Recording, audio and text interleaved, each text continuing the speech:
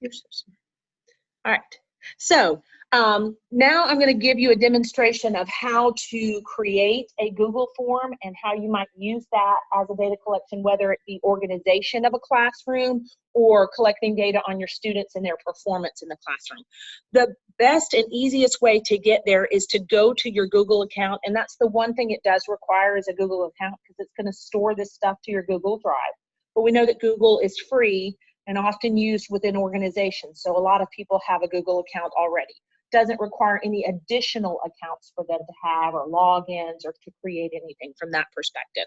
So from your Google account, if you look at this top toolbar right here, what you want to do is go to the dots, not the lines, the dots. You'll get an opportunity to do this in a future activity. So you're going to click on the dot and you're going to see all of the apps that are available to you. And I have dragged Forms up to my top preference apps, but if you don't have it up there, if you click on more, there's more options right there. And we're going to select the purple form. You might need this for a future assessment activity. Click on the forms and it will bring you to Google Forms. So here you have the opportunity to create things from scratch or to use a template. And I'm just going to show you what templates you have available, so it might trigger some of your thinking. Sometimes it's easier to use a template and modify it because it gives you information, oh, I didn't even think to collect that. So it has what they consider educational activities, an exit ticket. Have you guys used this in a setting before? Where before you leave the classroom, tell me one thing you've learned, tell me one thing you've done. So taking the temperature of the classroom. So you can have an exit ticket that they have already formatted. There's an assessment, which is a quiz type activity, worksheets, and course evaluations. And these could be applicable to a continuing education activity, an interdisciplinary thing, as well as formal education. The other things they have are personal ones that I think are very interesting, like gathering contact information or a registration form, which might be easier to use if you're designing your own course and need to get information out quickly. There's other ones that they have in there that are feedback, and you could borrow those questions. If you wanted to start from scratch, you're more than welcome to start from scratch. And they have two templates to kind of start from scratch, a blank form and a blank quiz. Now, while you're in there, should you decide that all of a sudden you don't really want to collect points, you just want it to be a survey, you would you can toggle back and forth. You're not set in stone. If you pick quiz and now you don't want it to be points, you just want it to be questions, you can take the points off. And so in the blank, if all of a sudden you decide, no, I really want to put points with that, you can. But it just sets the format. So we're going to just create a blank survey, okay? And one of the things that it offers is a tutorial, quickly. And so you might change this to, you know, practice survey.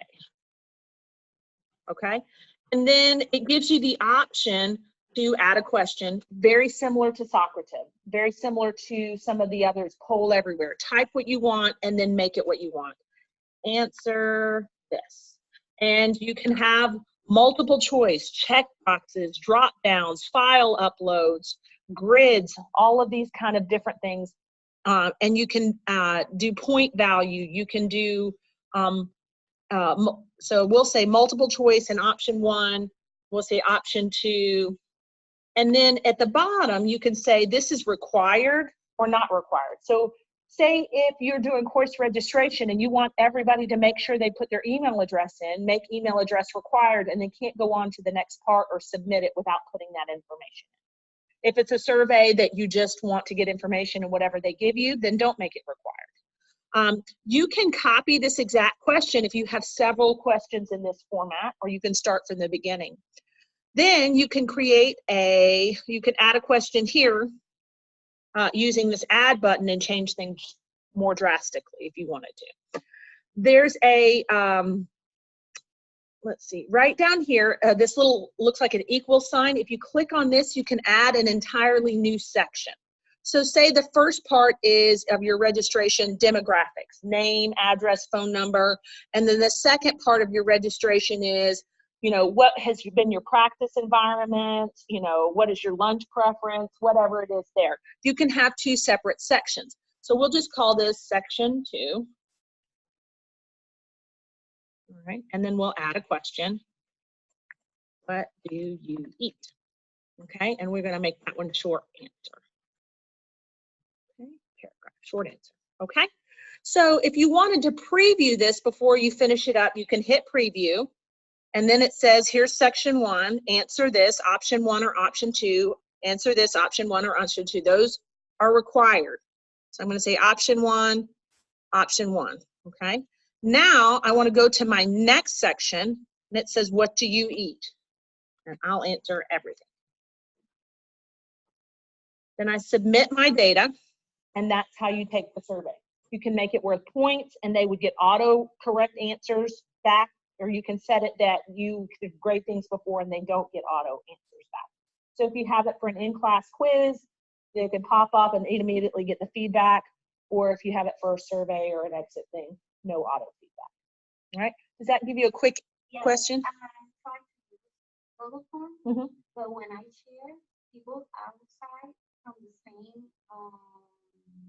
organization? Yes.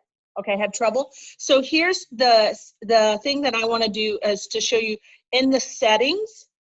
When you are it says restrict the user to Brenau University and trusted domains, and you can uncheck that box, and then you're allowed to share it outside of your organization.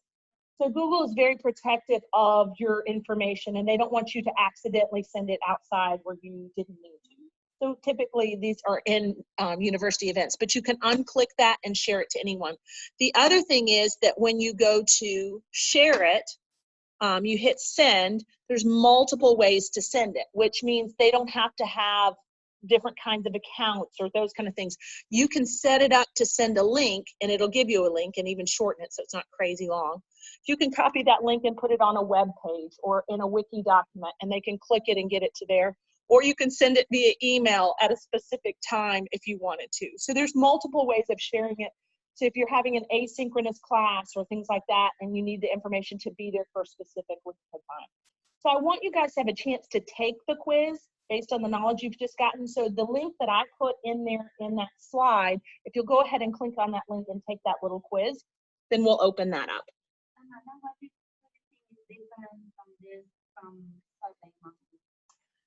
I think one of the advantages of this versus SurveyMonkey is the fact that it's integrated with all of your Google information already. And we're going to look at data analysis in just a second. And so how it integrates to the fact that it'll give you a spreadsheet, it'll give you analytics, but it automatically for free downloads into some of these things that you would have to pay as an upgrade for SurveyMonkey. So in order to get your results in a spreadsheet for SurveyMonkey, they make you pay for the service. Whereas this will go ahead and download into Google Forms. And you could, like, if you have created curriculum in Google and some of like the Google Slides or Google things, you could literally cut and paste those into your survey. So you could show them from this slide, what did you find most informative? From this piece of thing, you know, so very integrated. And I like the link piece as well as the email piece, which is a little different than SurveyMonkey. All right, I'm going to go ahead and pause the recording, and we'll upload that for you to be able to review how to do this in the future.